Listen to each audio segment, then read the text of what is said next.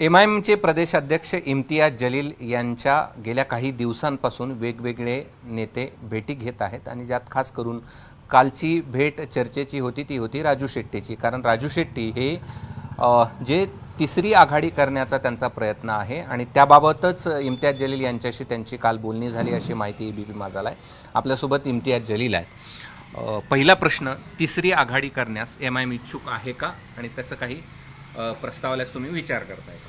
आम्ही 2019लाही हे सांगितलं होतं आणि 2024च्या लोकसभा निवडणुकीच्या वेळीही आम्ही हे सांगितलं होतं की हे जे पिरियड आहे इलेक्टोरल पॉलिटिक्सचा त्यामध्ये अलायन्स खूप महत्त्वाचं झालेले आहे। त्या अनुषंगाने काही नवीन समीकरण तयार होत असेल तर नक्की आम्ही विचार करणार। लोकसभामध्ये पण बोलले होते पण अनेक लोकांना त्याचा फटका बसला अलायन्स नाही केल्यामुळे। आता विधानसभेच्या निवडणूक जवळ येत आहे तशा प्रकारची बोलणी सुरू आहे। राजू शेट्टींनी तुम्हाला काय ऑफर दिली? काय आहे की राजू शेट्टी जे एक आहे ना हे खूप प्रामाणिक शेतकरी नेते आहे आणि दुर्दैवच म्हणावं लागेल की या राज्यामध्ये सगळ्यात जास्त समस्या कोणाची असेल तर शेतकऱ्यांची आहे आणि जे मुद्दा उचलणारा त्यांचा नेता आहे त्यालाच पराभव पत्करावा लागतं।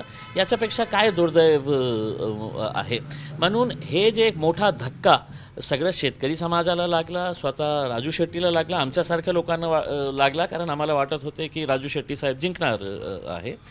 तर आता ते आले आणि त्यांच्या कार्यकर्त्यांचाही खूप आग्रह आहे की एक नवीन समीकरण तयार व्हायला पाहिजे, कारण जे प्रस्थापित राजनैतिक पार्ट्या आहे लोकांचा विश्वास त्यांच्यावर संपू लागलेला आहे। आज इथे उद्या कोणाच्या सोबत, परवा तिसऱ्या कुठेतरी चाललेले आहे। तर एक जे परमनंट एक थर्ड फ्रंटची गरज आहे मला असं वाटतं। बरं, त्यासाठी तुम्ही अनुकूल आहात?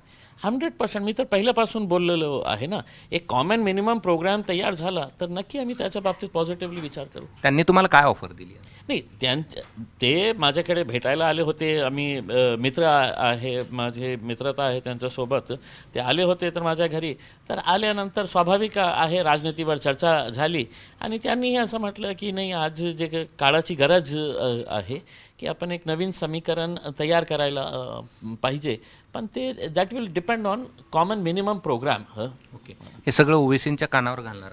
100%। ये काही दिवसामध्ये आम्ही मुंबईला जाणार आहे, ओवैसी साहेबही तिथे येणार आहे आणि त्यामध्ये त्याच्या बाबतीत सविस्तर चर्चा करणार। सत्तारांची पण भेट याच्या अनुषंगाने होती का ती वेगळी होती? नाही, काय आहे की जेव्हा राजनीती, हा प्रश्न विचारण्याचं कारण त्यांनी स्पष्ट सांगितलं की आपला प्रासंगिक करार आहे म्हणून हा प्रश्न नाही, ते आमचे मित्र आहे, सत्तार साहेब पालकमंत्री झालेले आहे। मीही त्यांना शुभेच्छा द्यायला चाललो होतो पण ते जवळच होते। त्यांनी म्हटलं की मी येतो चहा प्यायला, ते आले आणि त्यांच्यासोबत ही चर्चा झाली की पुढे काय असणार आहे, काय असणार आहे। तर त्यांच्यासोबत काही असं जे राजू शेट्टी सोबत चर्चा केली तर सत्तारांसोबत नाही केली। बरं, त्यांच्या प्रासंगिक करारावर काय बोलणं झालं का तुमचं?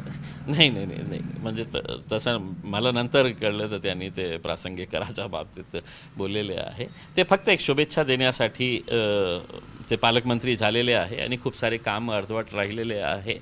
तर स्वाभाविक आहे की त्यांची मदत आम्हाला लागणार आहे, सगळ्यांना लागणार आहे या जिल्ह्याच्या विकासासाठी। काल जशी चर्चा झाली तसं त्यांनी मनोज जरांगे पाटील असतील, त्यानंतर प्रकाश आंबेडकर असतील, बच्चू कडू असतील, अन्य असे काही नेते आहेत, यांनी एकत्र यावं, या सगळ्यासोबत तुमची जायची तयारी?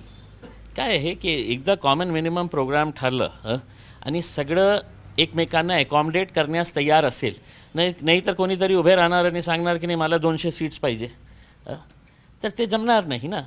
तर काय सीट डिस्ट्रीब्युशन कसा होणार आहे, कोणकोणत्या पक्ष येणार आहे, त्यांचं काय हे आहे, त्यांचे प्रोग्राम्स, त्यांचे प्रॉमिसेस, त्यांचा पोर्टफोलिओ ते काय असणार आहे, मॅनिफेस्टो काय असणार आहे, त्याच्या बाबतीत विचार केल्यानंतरच नक्की आम्ही ओपन आहे। म्हणजे the bottom line is we are open and we are interested. हो, इच्छुक पण आहे। धन्यवाद। हे होते इम्तियाज जलील आणि त्यांनी स्पष्ट केलंय की काल राजू शेट्टी यांच्यासोबत राजकीय चर्चा झाली।